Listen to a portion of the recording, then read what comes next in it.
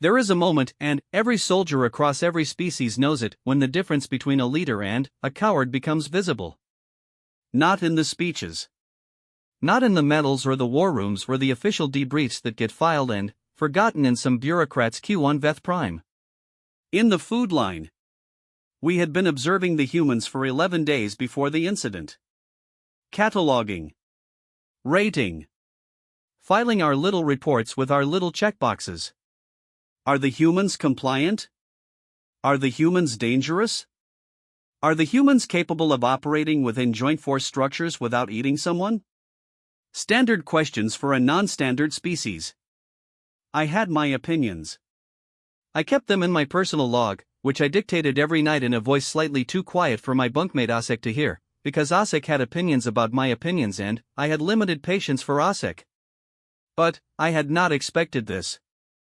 I had not expected a half-starved, filth-crusted, battle-worn human soldier who had not eaten in 31 hours, whose hands had a tremor she kept hiding by pressing them flat against her thighs, to reach the front of the food distribution line after everything she had been through, and step aside. Just step aside. Point to the cluster of small ones, the orphan young from the Veth civilian convoy, children who had been shuffled to the back because that is where non-combatants go, that is protocol, that is how things are done, and say, in that flat, exhausted human voice, let them eat first. I stopped writing. I looked at Osek. Osek looked at me. Neither of us said a word, because neither of us had a word for what we had just seen. We had a word for sacrifice. We had a word for strategy. We had a word for performance, for political theater, for the calculated kindness that buys loyalty. We did not have a word for something done quietly, in a muddy field, when no one important was watching, with nothing to gain and a 31-hour hunger burning through every cell in your body. I opened my log back up. I deleted the entire assessment I had written. And I started over. This is what I recorded. I have changed nothing. Field Assessment Log, Provisional Attachment Joint Humanitarian Corridor, Sector 9 Mireth logged by Subcommander Velathorin, 3rd Behavioral Sciences, Veth Compact Day 11 of Observation Sequence. Personal Notation Flag, active. This is not for the official record. This is for me. I was on my third cup of processed grain slurry, which the humans, with their gift for either optimism or self-deception, had labeled field coffee, when Sergeant First Class Marin Doss walked into the distribution tent and changed something in me I hadn't known was sitting loose. The slurry was terrible. It always was.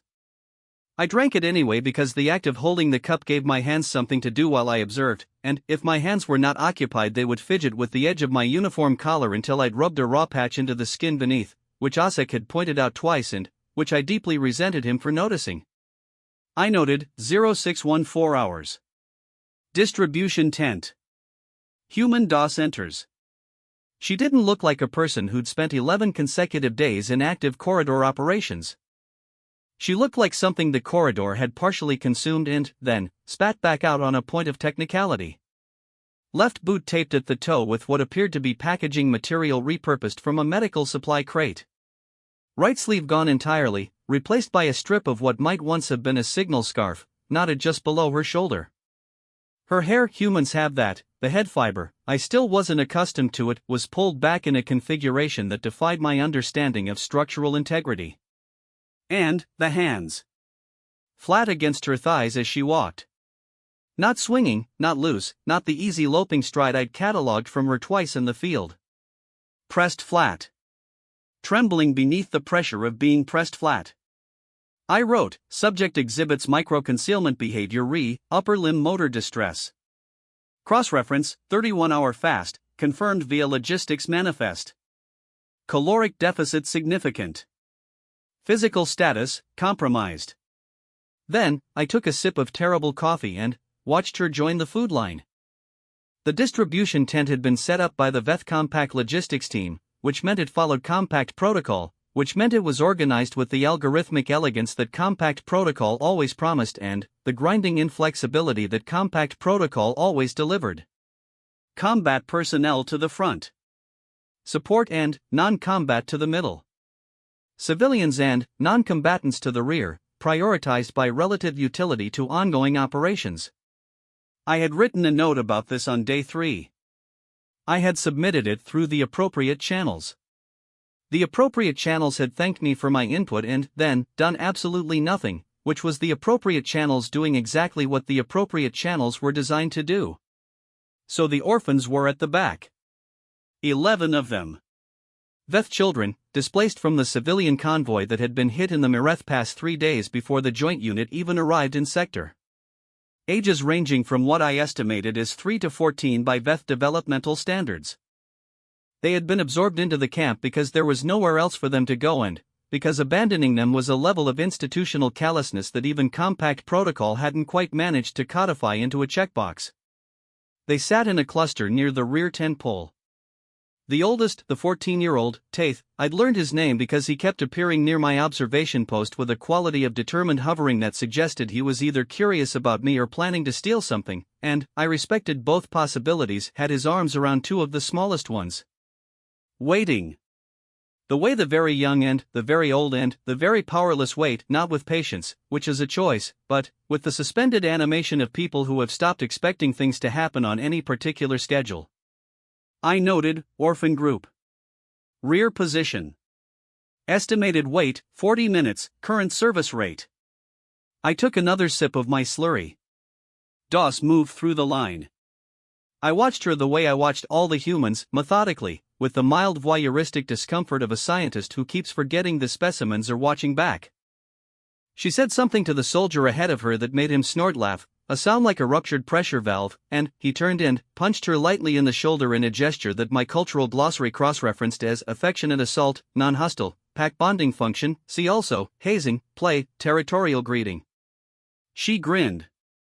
Or something adjacent to a grin. The human face does that, layers things, wears 5 expressions over each other like strata, so that what reads as grin also reads as exhaustion and also reads as I will be fine and also reads as something I didn't have a word for in my glossary yet.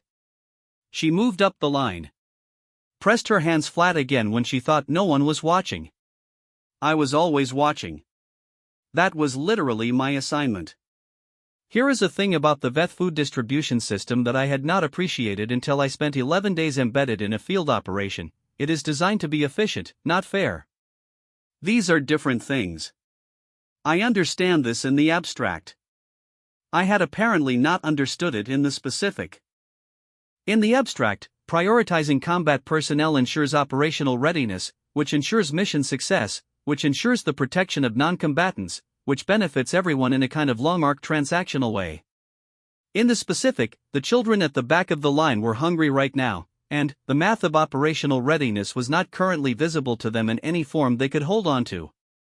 Taith had his arms around the 2 smallest ones. Doss had reached the front of the line.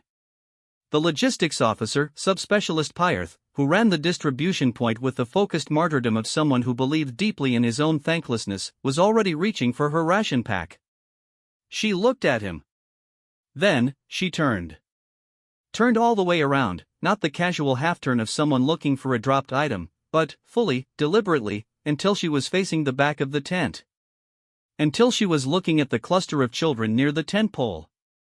Taith with his arms around the small ones. The middle-sized ones sitting in a row of varying stages of trying not to look like they were waiting. I stopped writing. I do not know why I stopped. My hand just didn't move. The stylus stayed over the log sheet. I sat there with my terrible coffee halfway to my mouth. She looked at them for maybe 4 seconds.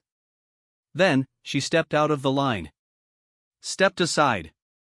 All the way to the edge of the service table, out of the queue, not holding her position, not hedging out. Completely. She gestured to the soldier behind her to move up, and he did, automatically, the way bodies in lines respond to motion. She pointed at the cluster of children. Her voice when she spoke was quiet. Not performative quiet, the kind you use when you want people to notice how quiet you're being. Just quiet. The way you'd say something you'd already decided before you opened your mouth. Let them eat first. Pyarth stared at her. The soldier behind her stared at her. I stared at her. She was still pressing her hands flat against her thighs.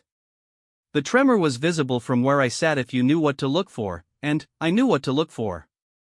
Pyrath said, Sergeant, protocol assigns priority by I know what protocol assigns. Not rude. Not angry.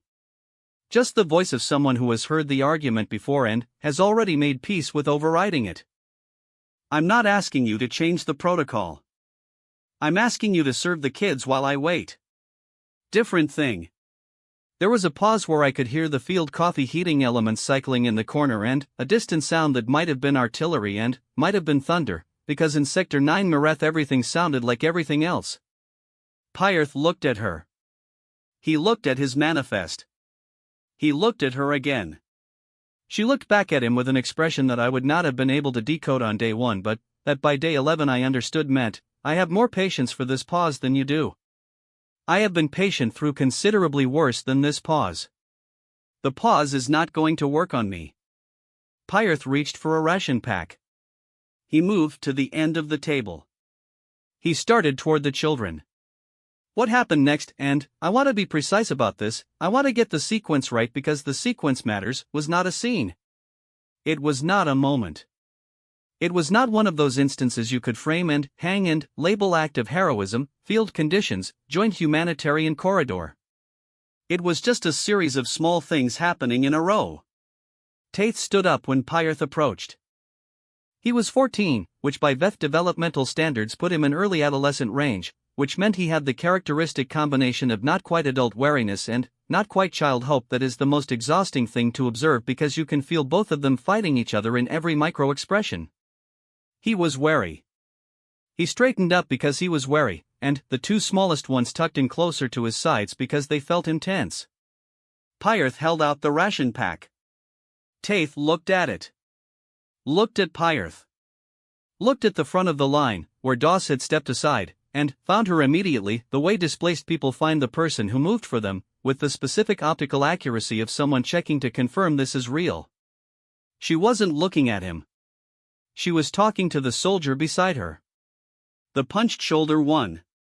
Saying something with her hands, the flat-pressed position had broken open into gesticulation, the tremor briefly forgotten, or overridden, and the soldier was laughing again with that pressure valve sound. Not watching.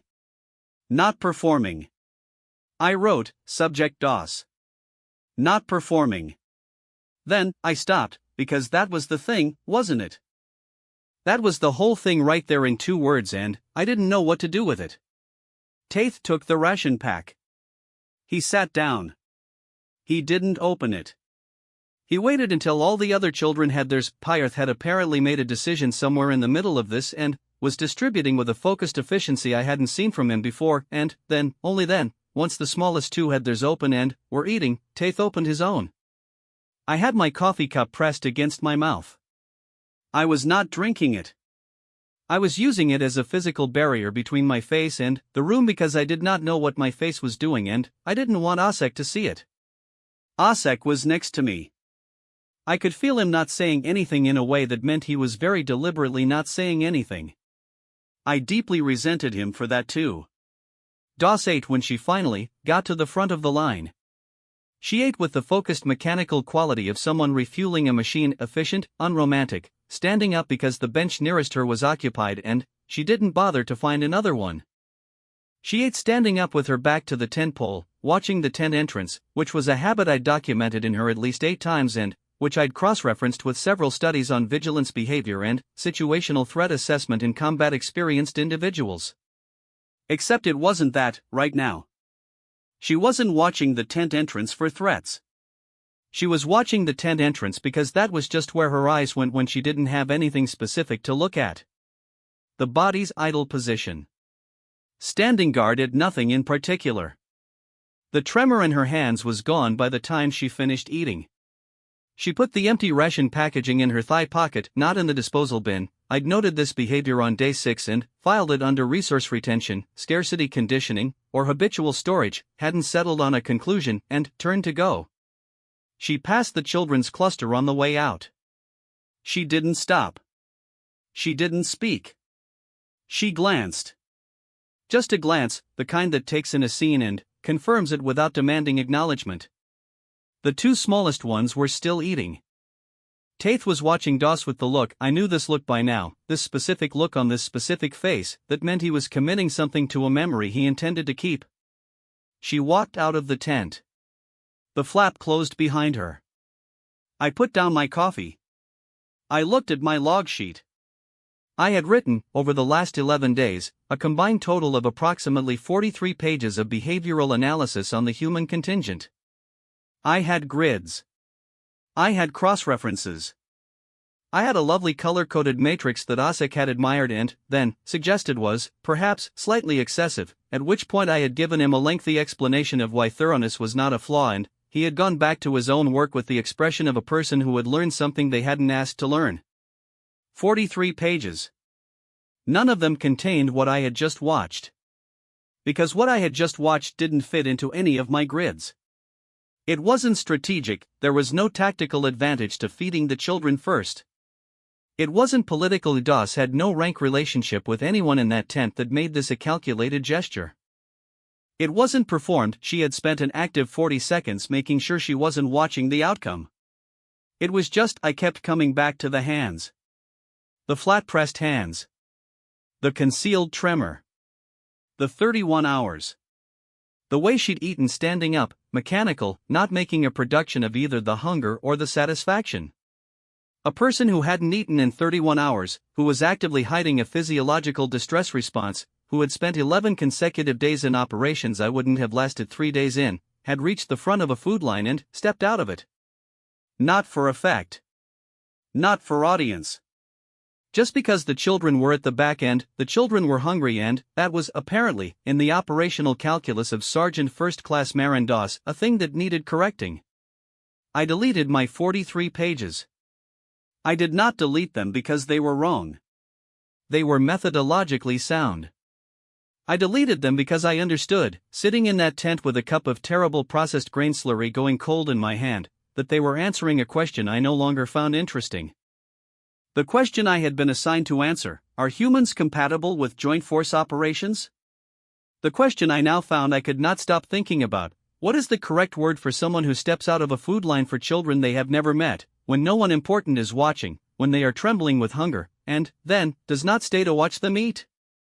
I did not have that word in VEF.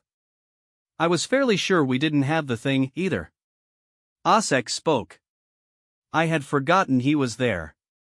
This was a testament to how thoroughly I had managed to disappear into my own head, because Asek is not a small presence. He is a tall, broad-framed VEF officer who wears his uniform with the specific neatness of someone engaged in constant low-level passive aggression toward the concept of entropy, and, forgetting Asek was in a room was generally not something I was capable of. He said, "You deleted your assessment." I'm aware. I watched you delete it. Also aware. Pause. The heating element cycled. The artillery or thunder made its ambiguous sound in the distance. Are you going to write a new one? I looked at the tent entrance. The flap was still. She'd been gone 4 minutes. Yes, I said. What will it say? I picked up my coffee. Still terrible. Marginally cooler than before. I don't know yet, I said. I need to think about it. Asek made a sound that meant he was deciding not to say something. I counted this as a small victory and a significant personal development. Here is what I know about the VEF children, specifically, Taith is 14. His parents were in the convoy. I knew this because I had read the casualty manifest on day 8 and, then, spent 20 minutes staring at the wall of my bunk thinking about the word manifest, which is a very clean word for a very unclean thing. The two smallest, I learned their names later, Vas and Mira, 3 and 5 respectively, were not his siblings. They were just small, and he was just the oldest, and that was apparently sufficient in the mathematics Taith was operating by. I thought about this. I thought about DOS and Taith, and the specific way they both operated by a mathematics I didn't have a framework for, a mathematics that kept arriving at someone is worse off than me, therefore as if the therefore were obvious, as if the conclusion were predetermined. In VEF compact doctrine, resource prioritization in field conditions follows a clear hierarchy: combat capability first, because capability protects all other resources. It is logical. It has been modeled. The models bear it out. I had always found it logical.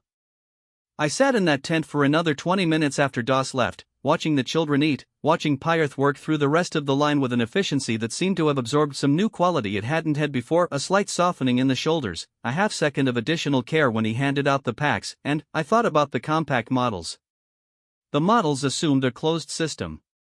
They assumed the primary cost of feeding non-combatants first was a reduction in the combat capacity of those who waited.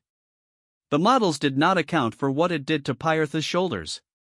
The models did not account for the way the soldier who had punched Doss in the shoulder, I checked my log, his name was Corporal Adrian Yas, spent the next hour on double-focused perimeter work with a quality of attention I hadn't clocked from him in 11 days. The models did not account for Taith. Taith, who was 14, who was watching everything, who would remember this.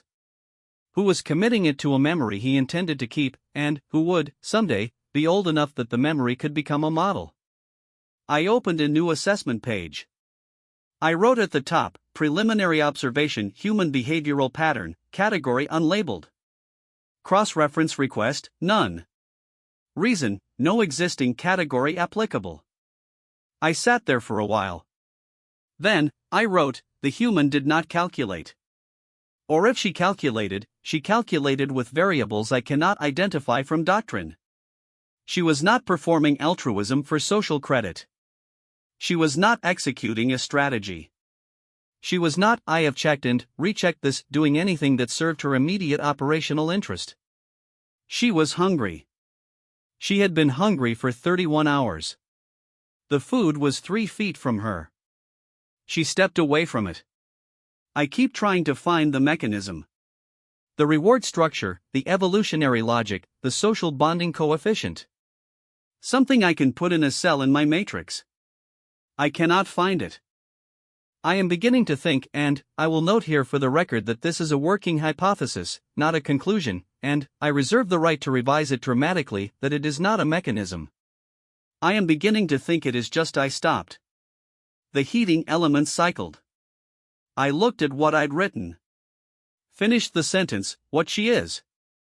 I went to find Doss that afternoon. Not for official reasons. Or not only for official reasons. I told myself it was a follow-up behavioral assessment, which was a lie I told myself with the specific efficiency of someone who has practice lying to themselves but not much practice believing it. She was at the perimeter.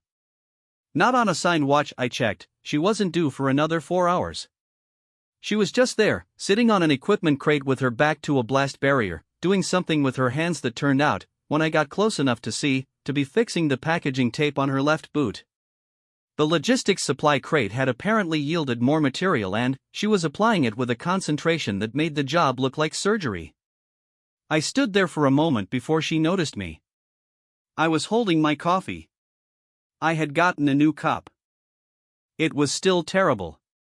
I didn't know why I kept drinking it. She looked up. "Sub-Commander," she said.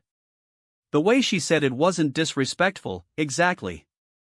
It was the way you say someone's title when you know the title is a little bit funny in the current context and you're both going to pretend it isn't.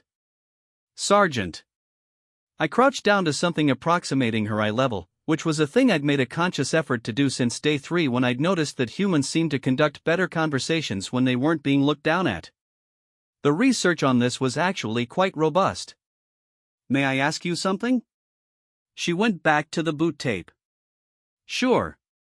This morning. In the distribution tent. She didn't react. The tape application continued with the same concentration. You stepped out of the food line. Did I? For the children. Yeah. She tore the tape with her teeth and pressed the edge down flat. Seemed like the thing to do. Seemed like the thing to do. I turned this phrase over for a moment. It was the least satisfying answer I could have received and, simultaneously, the most illuminating. It didn't explain anything. It did not reference strategy or altruism or social obligation or evolutionary programming. It referenced nothing. A baseline. A default. Seemed like the thing to do. As though the alternative had not occurred to her. As though stepping past hungry children to eat, when you were a person with the choice not to, was a thing that required explanation rather than the other way around. You were hungry, I said. She looked at me. Not defensively, she wasn't reading the observation as criticism. She seemed genuinely puzzled by why I'd mentioned it. Sure. You had been for 31 hours. 32 by that point, I think. Maybe 33. She flexed her foot, testing the tape. Boots still going to fall apart. I'm just slowing the process. She looked at me. Why are you asking? I thought about how to answer this. I have a training in behavioral sciences that is generally considered rigorous. I have field experience in 6 prior observation postings. I have a methodology. None of my methodology produced a good answer to why are you asking. I am trying, I said finally, to understand something. She waited. In VEF doctrine, I said, the food line priority exists because operational effectiveness. I know why the food line is how it is, she said. Not impatiently. Like someone who's been briefed. I'm not arguing with the food line. Then, why? Because the kids had been waiting since before the food line even got set up. She said it the way you say things you've already worked through completely, where the conclusion preceded the conversation by several hours. 40 minutes, maybe more. They didn't have context for why. They were just waiting. And, I'd already eaten yesterday, even if it was a long time ago. And, I was going to eat in 10 minutes. She looked at her boot. 10 minutes didn't seem like much to ask. 10 minutes. She had framed it as 10 minutes. I had framed it as 32 hours of fasting and a concealed physiological tremor. We had been measuring from different starting points. She stood up. Tested the boot on the ground. Grimaced faintly, which I interpreted as this will hold for now and I will deal with later. Is that all you needed, Sub-Commander? I should have said yes. I had my observation. I had my new page started. I had enough. One more thing, I said. She waited again. She was good at waiting. Not passive, the stillness wasn't absence, it was containment. Like something that had learned to be still through practice rather than temperament. The boy, I said. Taith. He was watching you. Something moved in her face that I couldn't fully read. Not emotion exactly, or not just emotion. Recognition, maybe. The look of someone who knew they'd been watched and had made peace with it. Kids watch everything, she said. That's kind of the whole point. She walked back toward the perimeter. I stood there next to the blast barrier with my terrible coffee and my new assessment page and the slowly forming understanding that the most important data I'd collected in 11 days had happened in 4 seconds in a food tent, and the subject of the data didn't think it was data. She thought it was just Tuesday.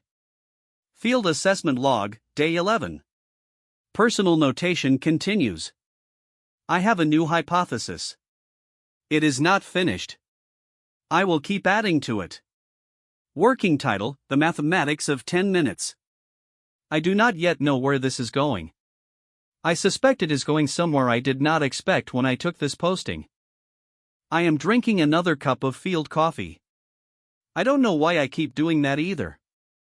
Field Assessment Log, Provisional Attachment Joint Humanitarian Corridor, Sector 9 Mireth logged by Sub-Commander Velathorin, 3rd Behavioral Sciences, Veth Compact Day 14 of Observation Sequence. Personal notation flag, active.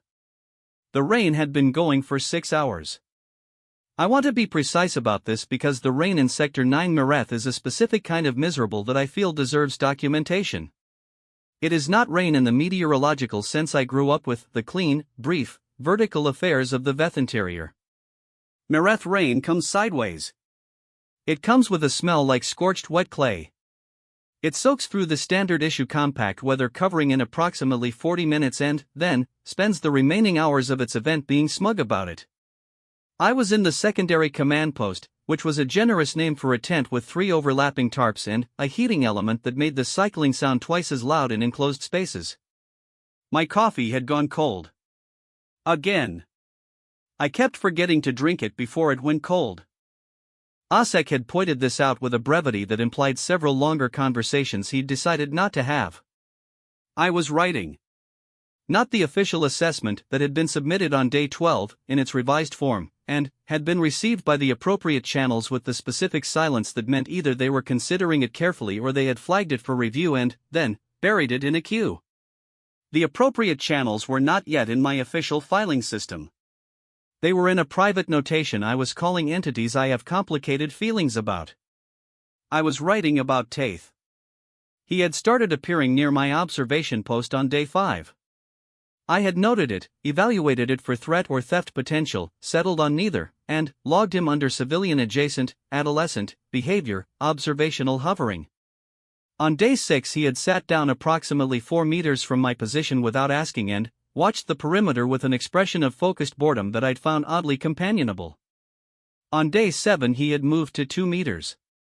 On day 8 he had said, in the flat regional Veth dialect of the Mireth corridor, "You write a lot." I had said, yes. He had considered this. "What do you write?" "What I see." Another consideration.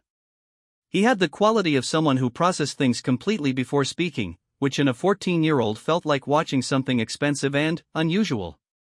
"Can I see?" "No." "Why not?"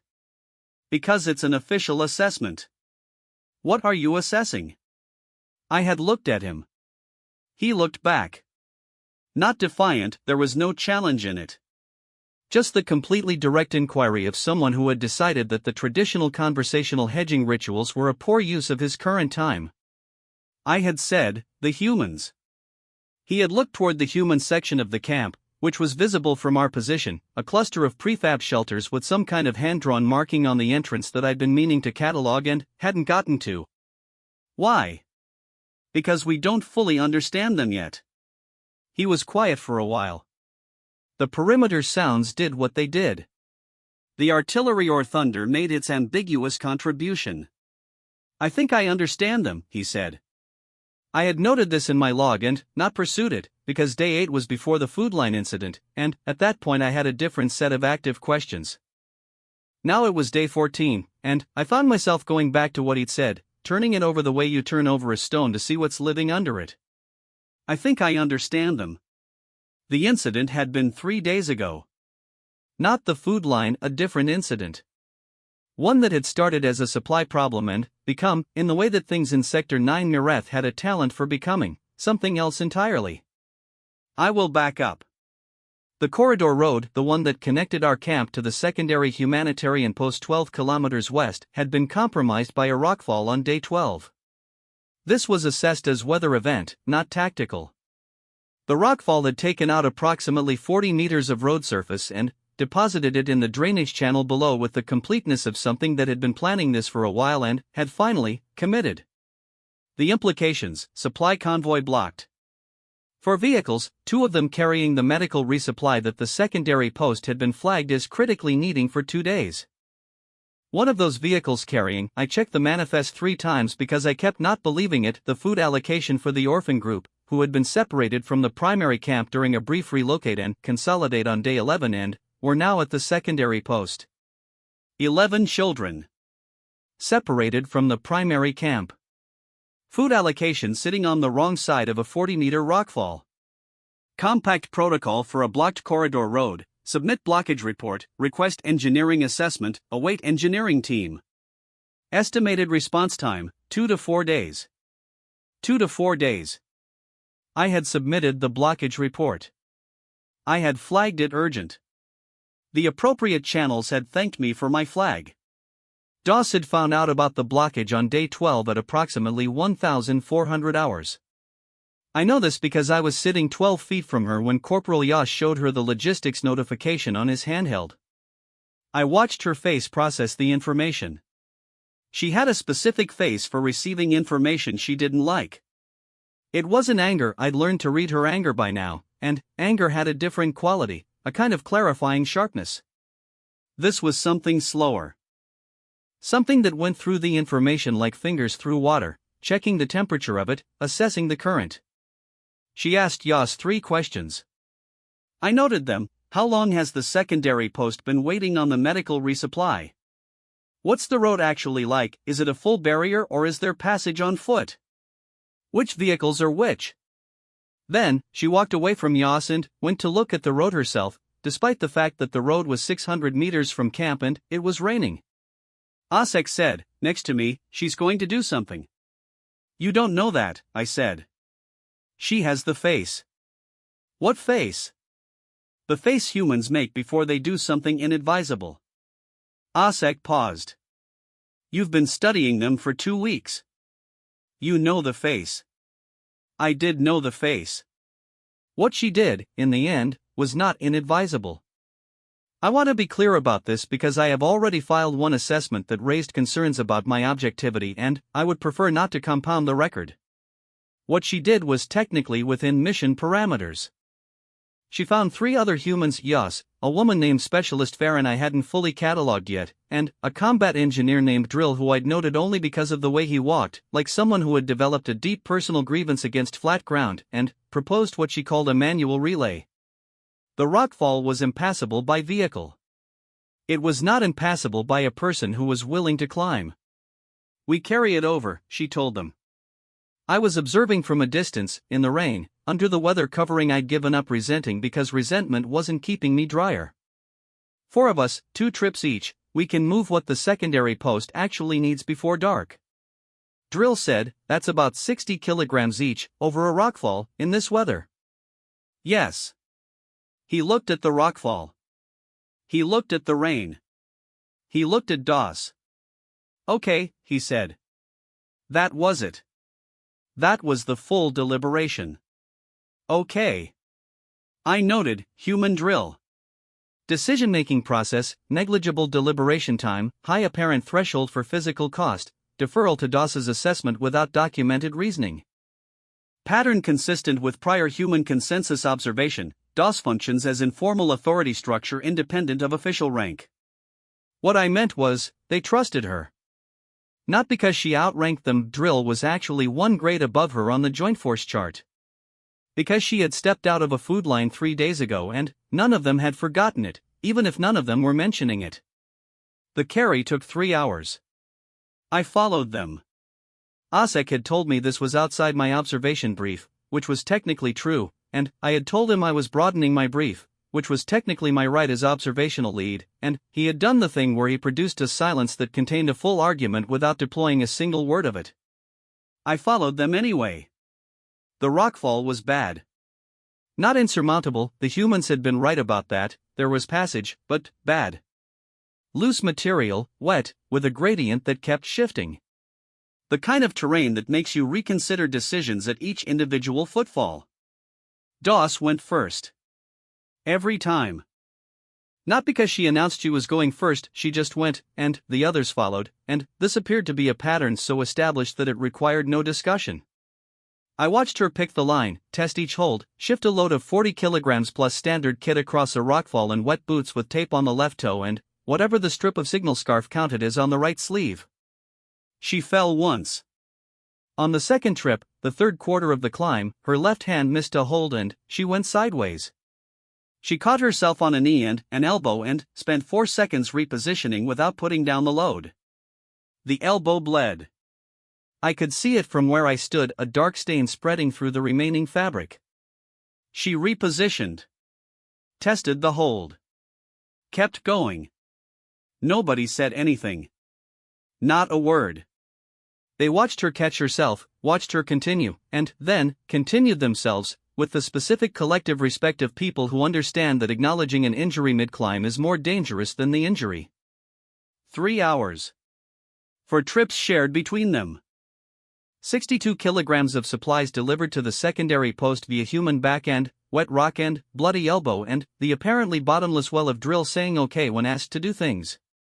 I got to the secondary post ahead of them on the return trip, because I had taken the long way around on the road with the compact runner vehicle and my terrible coffee and my conscience, which had spent the 3-hour carry making unhelpful observations about what I was and wasn't doing. The children were there. 11 of them. The secondary post was smaller than the primary camp, tighter, with the slightly pressurized quality of a space that's holding more people than it was designed for. Taith had them in a cluster again. He always had them in a cluster. It was his default configuration, as though he'd appointed himself a gravitational body and they were the bodies in orbit. When the supplies came through the door, carried by 4 muddy, rain-soaked, one of them bleeding humans, Taith stood up. He looked at the supplies. He looked at Doss. She was setting down her load with the focused attention of someone whose arms had been at load capacity for several hours. She was looking at the supplies, at the medic who'd come forward to assess the contents, at Yas who was already opening containers and starting inventory. She was not looking at Taith. He kept looking at her. I noted, Taith. Observational focus on Doss. Duration, 47 seconds. Expression, working hypothesis in progress. Then, Taith did something I had not expected. He walked to the food container, which was not yet open, the medic had priority, and stood beside it. Waited. When Farron came to open it, Taith pointed to the 2 smallest ones, Voss and Mira, who were at the back of the cluster. He said, in his flat Mireth region dialect, "They eat first." Farron looked at him. Looked at the children. Looked at Doss, who still wasn't watching. "Of course," Farron said, and opened the container, and began. I had my stylus on my log sheet and I could not move it for approximately 90 seconds. This is not a long time. 90 seconds. In 90 seconds, very little happens in any physically significant sense. In 90 seconds, I fully reconsidered 3 years of academic work. Taith had been watching for 6 days. He had been 4 meters from my observation post and watching the humans and watching Doss and filing it all away in that expensive, unusual processing system he had, the one that worked slowly and completely. He had watched a woman he'd never spoken to step out of a food line for children she didn't know, and he had not heard an explanation for it, and he had not received a speech about it, and he had not been given a lesson. He had just watched. And, 3 days later, in a different post, with a different person opening a different container, with the 2 smallest ones at the back of a cluster, he had repeated her. Not because he was performing it. Not because Doss was watching, she wasn't. Not because anyone had told him this was the correct thing. Because he had watched, and processed, and arrived at his own mathematics. Someone is worse off than me. Therefore, I found him later, after the supplies were distributed and the medic had done something to Doss's elbow that she'd submitted to with the resigned patience of someone who knows they're losing this particular argument, and most of the secondary post had settled into the compressed restlessness of an evening that was better than yesterday. He was in the corner he'd claimed, back to the wall, arms around the 2 smallest ones who had gone to sleep with the indifference to bedtime of children who were very young and very tired. I sat down near him. Not close. 4 meters. The distance he'd chosen at the beginning. He looked at me. He didn't say anything. "You heard me earlier," I said. "When I told Doss I was trying to understand something." He thought about it. "The food line thing." "Yes." "Did you figure it out?" I considered this. My coffee was in my hand, cold, terrible, pressed against my mouth in its habitual barrier function. "I'm working on it," I said. He was quiet. The sleeping weight of Voss and Mira shifted, and he adjusted without looking down, automatic, the correction already built into his muscle memory. "What she did," he said. Not a question. Not a judgment. Just the phrase, set down between us. "Yes. I'd been thinking about it," he said. "Since the first time." I did not say anything. I'd learned, over 14 days, that the best responses to Taith's thinking out loud were no responses at all. "In the convoy," he said, "before the pass, my mother did something like that. There were people who'd been walking longer than us. She made me give them our water." I sat very still. She said, "He stopped. Started again. She said the point of having enough is that you can give some away." The heating element in the corner cycled. Mira made a small sleep sound. Outside, the rain was doing what the rain in Mireth always did, which was continue. "I didn't understand it then," Taith said. I was angry about the water. We were walking too. We were thirsty too. A pause. And then, the pass happened, and it didn't matter anymore, the water thing. But I kept thinking about it. I should not have asked the next question. It was outside my assessment brief. It was personal, not scientific, and it was almost certainly going to produce information that I would have to figure out what to do with. I asked it anyway. And, now? He looked at the sleeping boss. Admira's face slackened, unbothered with the democracy of sleep that small children have. Now I think she was right, he said. I think the point is that when you have something you can give away, you're not really the only one holding it. The heating element cycled. I wrote nothing for a moment. Then, I wrote, not the only one holding it. Then, I stopped, because I needed to think about that, and thinking about it while trying to write about it was a recipe for writing something either very profound or very embarrassing, and I didn't yet know which. Doss appeared in the doorway of the secondary post at 2100 hours, assessed the interior with the vigilance idle scan, and sat down with her back to the wall on the opposite side from where Taith and I were positioned. Her elbow had a compact issue field dressing on it that was already showing through staining at the edge. The medic had apparently not one as cleanly as she'd implied. She had a ration pack. She was eating with the same mechanical efficiency I'd noted at the primary camp, standing position eating replaced by wall position eating, but the quality identical, refueling, not dining.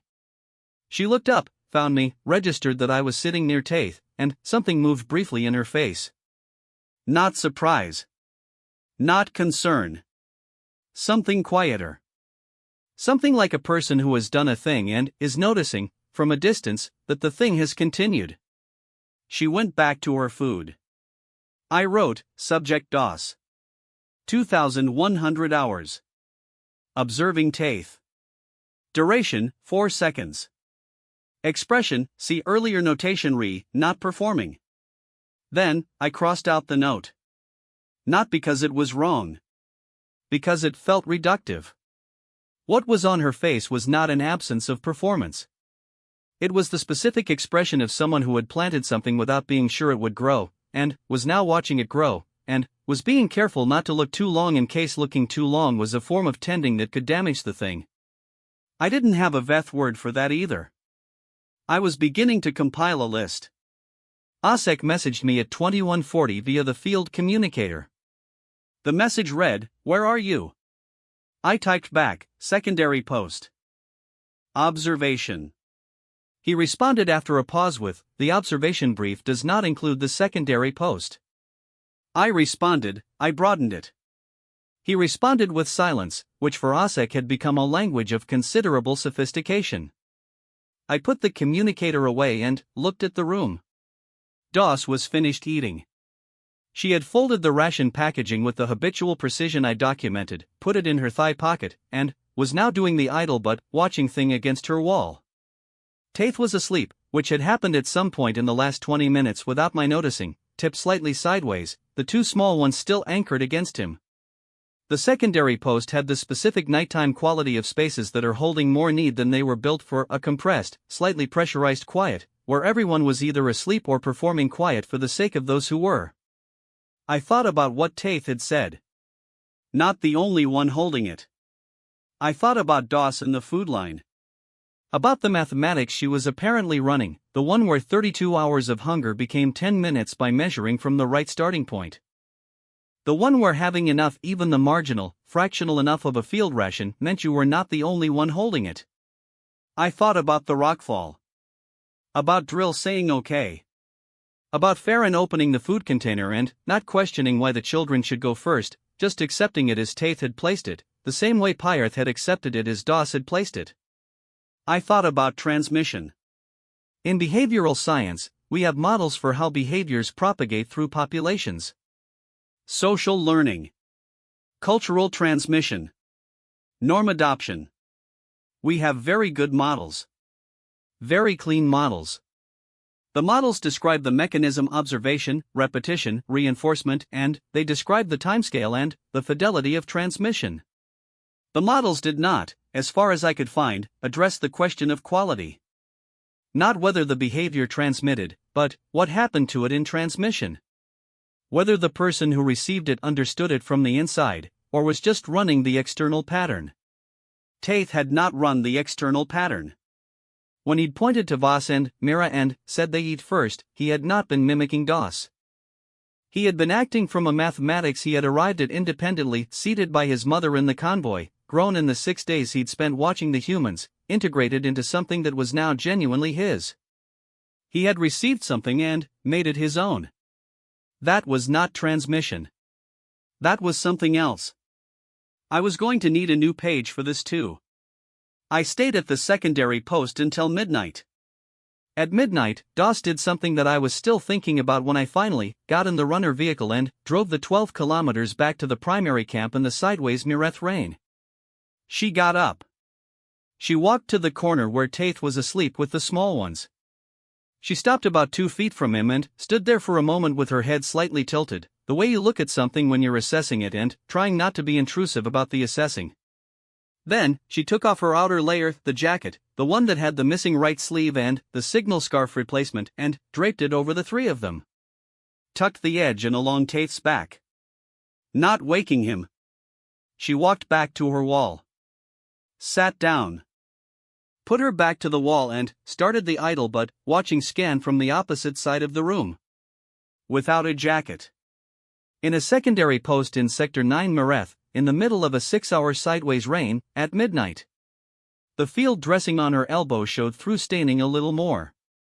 I noted, DOS. Jacket. 0001 hours. Then, I wrote, under it, she still hasn't figured out I'm watching.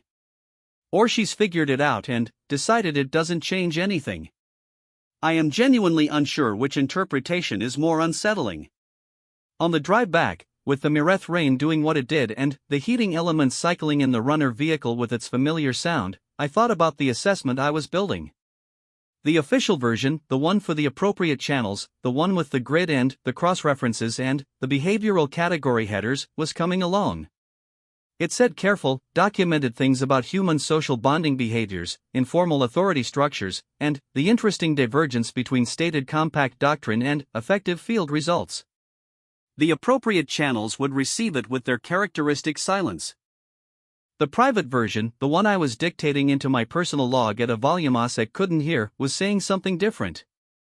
It was trying to say, a 14-year-old boy lost his family in the Mireth Pass and found himself responsible for 10 other children he had no obligation to, and he is handling it the way his mother handled it, the way the human soldier handles it, the way anyone handles it who has received the mathematics and understood it from the inside. The mathematics is, you are not the only one holding it. The mathematics is, the point of having enough is that you can give some away. The mathematics is, they eat first. I do not know what to do with this mathematics. It is not in my training. I am fairly certain it is not in the appropriate channels. I suspect it is in something much older than either. I am going to keep documenting it. I am going to keep drinking this terrible coffee. I am going to go back to the secondary post tomorrow. Field Assessment Log, Day 14. Personal notation ends. The rain is still going. The elbow is probably fine. Humans are difficult to damage permanently. I have documented this extensively. Taith is sleeping under DOS's jacket. I find I want this to mean something in a way I can eventually put into words. I will try again tomorrow. Field Assessment Log, Provisional Attachment Joint Humanitarian Corridor, Sector 9 Mireth logged by Subcommander Velathorin, 3rd Behavioral Sciences, Veth Compact Day 19 of Observation Sequence. Final entry. Personal notation flag, active. Notation, I am aware this has become primarily personal notation. I am leaving it flagged as active anyway. The extraction order came on day 18. Not for the unit, for me. My provisional attachment had been extended twice already, first on my own request, then, on a second request that OSEC had co-signed with the expression of someone who had decided the most efficient path was capitulation. The second extension expired at 0800 on day 18 and, the appropriate channels sent me a very polite communication that thanked me for my service to the joint assessment mission and notified me that my transport would arrive at 1400 for departure to Veth Compact Central Command. I was to deliver my findings in person. I read the notification 3 times.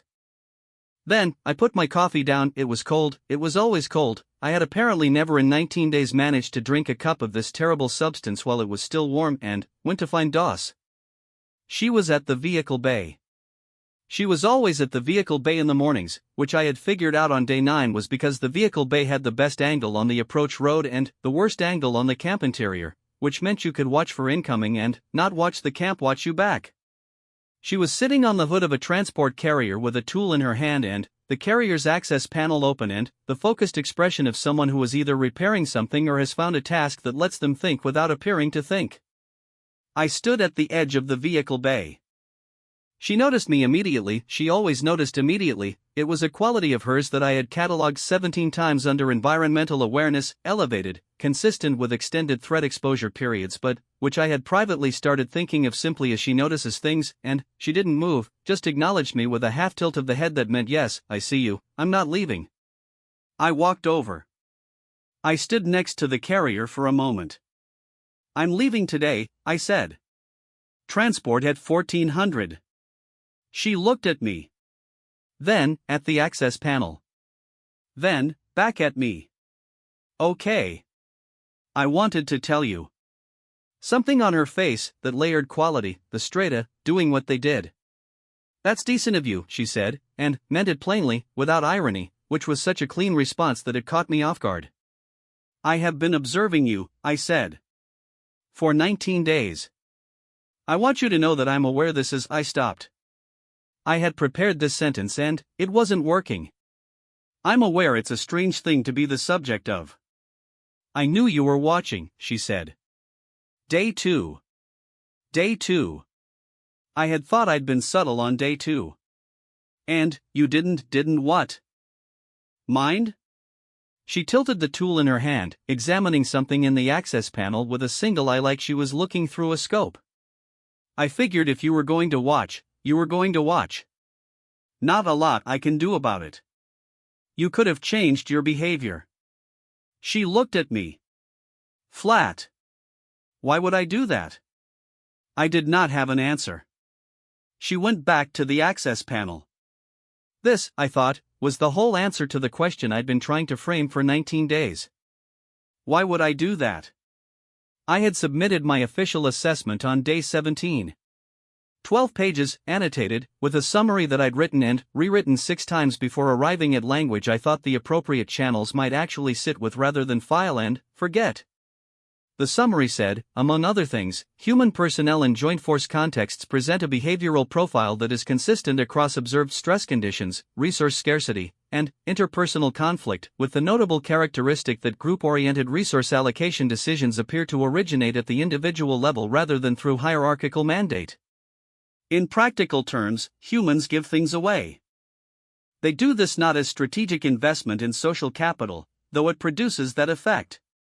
They do this as a base state behavior, particularly under conditions of scarcity, which contradicts the standard compact model in which scarcity increases competitive resource retention. The mechanism is not yet understood. The effect is. The appropriate channels had, as of my departure morning, acknowledged receipt of the assessment and informed me that it would be reviewed in due course, which was a phrase I had added to my private notation under entities I have complicated feelings about. The private notation was much longer than the official assessment. At 0940, Taith found me. I was at my observation post empty of useful observation material, given that I was leaving in 4 hours, but I'd come back to it anyway because it felt like the place I should be if I was going to have one last attempt at writing something true about what I'd seen here. He sat down. 4 meters. His original distance. He was wearing Doss's jacket. She had not asked for it back. I had not seen her ask for it back. It appeared to have simply become his, by the quiet transfer of property that happens when someone gives a thing away without naming the giving. I noted, Taith. Jacket. Day 19. You're leaving, he said. Yes. She told me. He pulled the jacket tighter. It was too large for him, considerably too large, built for Doss's frame, so the sleeves folded back at his wrists. She said you were going to write a report. I already did. What does it say? I thought about the 12 official pages. I thought about the 80-something private notation pages. I thought about all the grids I'd deleted and the new pages I'd started and the ones that were still unfinished because I hadn't yet found the right framing. It says the humans are more complicated than the models predicted, I said. He considered this. That's it? That's the version they'll read. He looked at me for a moment with the working hypothesis expression. What's the version you'd actually say? I looked at my cold coffee. Pressed it against my mouth in the barrier way. Took it away. I would say, I started, and then, stopped, because I'd written 20 drafts of this in my personal log and none of them had been right. You can just say it, he said. I won't tell anyone. That's not, I stopped again. The difficulty is not confidentiality. The difficulty is that I don't have the right word. He waited.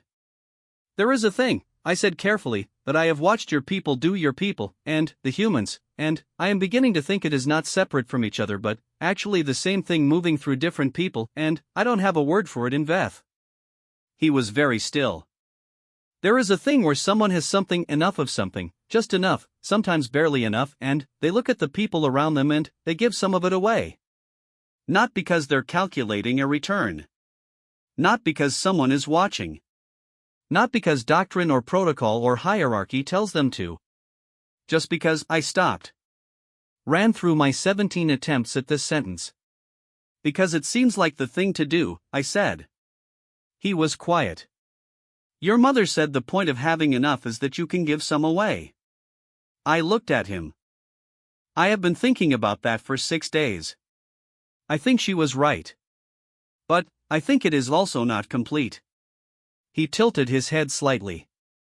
The working hypothesis expression changed, became less a question and more a listening. I think the reason that's true, I said, is that you are never, actually, only the one holding it.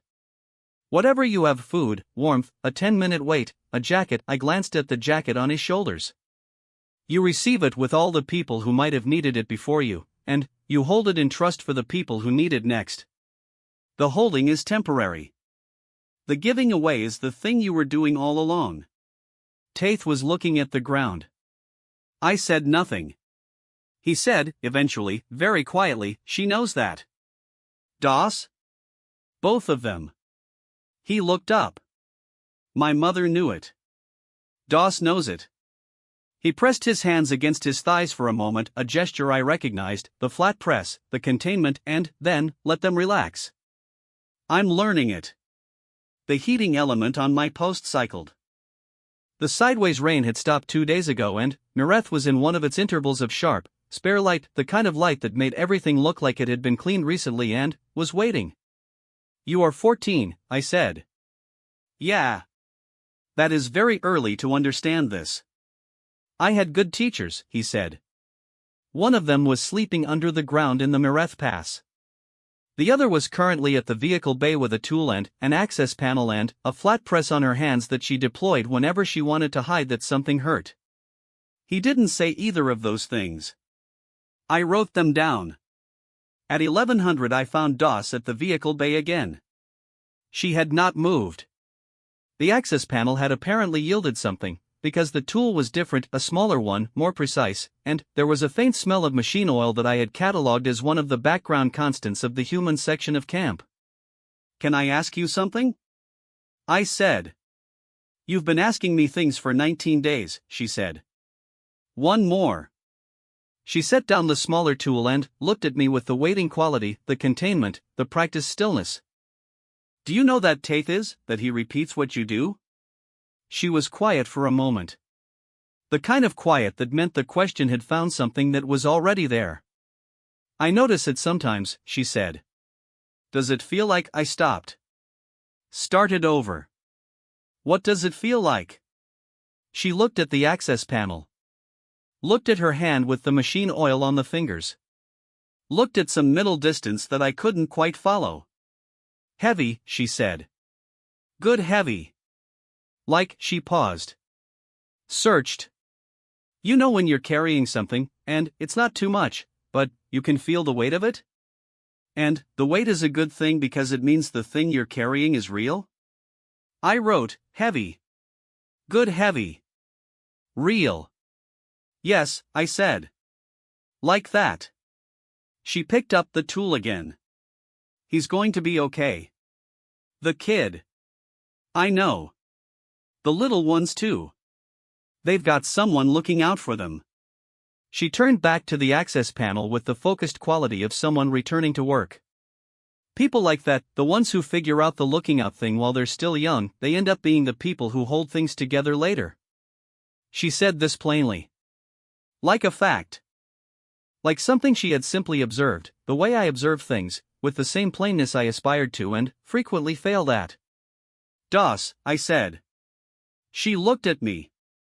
In 19 days, I have never once seen you look at what you've done and call it anything. She stared at me for a moment with the flat expression that preceded the layered one. Because it isn't anything, she said. It's just, I know. The thing to do. Yeah. I don't have a word for that, I said. Inveth. There are words for sacrifice and strategy and altruism and social investment. None of them are the right word. She looked at me for a long moment. We don't really have a word for it either, she said. In any language I know. She went back to the access panel. I stood there for a moment longer than was probably warranted. Then, I walked back to my post to pack my things. At 1330 minutes before transport, I sat at my empty post and wrote the last entry in my personal log. I had been trying to write it for 3 days. Every time I got close to the thing I was trying to say, it slid sideways into either sentiment or academic formality, and both of those were wrong, and I'd delete the draft and start again. I tried one more time. Personal notation, day 19, 1330 hours. Leaving in 30 minutes. I want to get this down before I go, because I am worried that in the context of compact central command, in the clean corridors and the grid-lined offices and the appropriate channels, something about what I've learned here will lose its texture. I want to keep the texture. Here is what I observed. A woman stepped out of a food line for children she didn't know. She was hungry enough that her hands were shaking. She did it quietly, without announcement, and then she didn't watch. A boy watched her anyway. 3 days later he did the same thing. 2 weeks after that, I am still thinking about both. The behavioral science version of this observation is clean. It is documented. I have submitted it. It says, humans present unusual group resource allocation patterns inconsistent with competitive scarcity models, with cross-group propagation through observed social learning, with significance for joint force integration. The clean version is true. It is also approximately the right shape wrapped around entirely the wrong core. What actually happened is not a behavioral pattern. What actually happened is that two people, one an adult soldier, one a 14-year-old orphan, were handed something by someone who came before them, something that wasn't food or equipment or doctrine, something that arrived as a gesture, or a phrase, or a jacket left over 3 sleeping children at midnight, and they received it and they kept it and they passed it on. And the thing did not diminish in passing. This is the part one cannot put in a grid. When I entered the Compact Sciences program 12 years ago, my field director told me that the purpose of behavioral observation was to identify patterns so that we could predict them. Prediction was the goal. Patterns were the mechanism. The data served the model. I have been thinking about whether the data serves the model, or whether the model is there to serve the data, and I keep arriving at the same uncomfortable place, that the thing I observed in this field post does not want to be predicted. It wants to be transmitted. Not documented. Not modeled. Transmitted. Received. Understood from the inside. Passed on by someone who arrived at it themselves. The way Taith arrived at it. The way Das carries it. The way a woman in a convoy in the Mireth Pass gave her water away and was killed 3 days later, and her son has been giving things away ever since, not out of grief, not out of performance, not out of survival strategy, out of mathematics. The mathematics that says you are not the only one holding it. I do not have a word for this in Veth. I have spent 19 days looking for one. I have come to believe we don't have the word because we haven't been practicing the thing long enough to need it. I would like us to practice it. I would like that very much. Transport arrived at 13:58. Asek had already loaded both our bags. He is, beneath everything, a relentlessly practical person, and I harbor a deep uncomplicated fondness for him that I would never tell him directly. The unit was at the vehicle pad. Yasin, Farron and Drill were there, Drill standing with his grievance against flat ground posture, looking at the transport with the expression of a person who has already decided not to have feelings about goodbyes and is succeeding approximately 60%. Doss was there. She shook my hand, which is a human gesture I had not been prepared for in the physical immediacy of it, the specific solid warmth of a grip from someone whose hands I had spent 19 days watching contain a tremor. She shook it once, firmly, without flourish. "Good luck with the report," she said. "It's already submitted," I said. "Good luck with the people who read it." I appreciated this. It was accurate and it required no elaboration. She stepped back. A second, I walked toward the transport. I stopped. I turned around. I looked at her, and at Yas behind her, and at the camp behind them, and at the secondary post 12 kilometers west where Taith was probably at his corner with the small ones. "I don't have the word," I said. "For what you do. For what you are." She looked at me. "But, I'm going to look for it," I said. "And, if I find it, I'll send it." She held my gaze for a moment. "I'll be here," she said. "I am writing this on the transport." Asek is asleep next to me with the complete commitment of someone who has been waiting to sleep for 19 days and will not be shortchanged. I have been awake the whole flight. I have my log. I have the terrible coffee that the transport provided in a standard issue thermos, which I had poured optimistically and which is currently cold. I keep thinking about the word. Veth has many words for giving. Vreth obligatory tribute. Salith exchange with expected return. Mirath sacrifice with documented cost. We are thorough about the mechanisms. We are less thorough about the thing underneath the mechanisms. There are languages I haven't studied. Thousands of them. Compact worlds and non-compact worlds and places I've never been. Somewhere, I think, there is a word. A word for, I have something, and you need it, and I am not the only one who was ever holding it, and so I am passing it along. A word for, this costs me something real, and that is fine, because the cost is temporary and the giving is permanent. A word for, I am stepping out of the food line. A word for, they eat first. I don't have it yet. I'm working on it. Postscript. 3 weeks after returning to Central Command, I received a message via the Joint Force Courier channel. No name. Secondary post routing code. The message was 4 words, in the flat regional dialect of the Mireth corridor. The boots finally died. Then, after a gap, got new ones. Still good. I read it twice.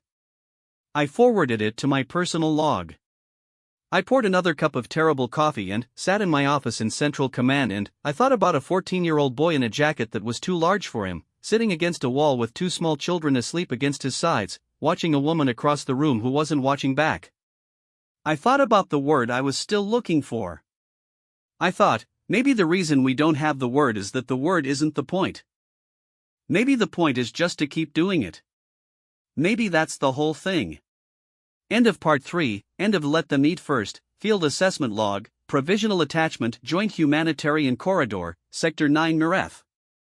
Logged by Subcommander Velathorin, 3rd Behavioral Sciences, Veth Compact. Status, closed. Personal notation flag, active. Will remain active.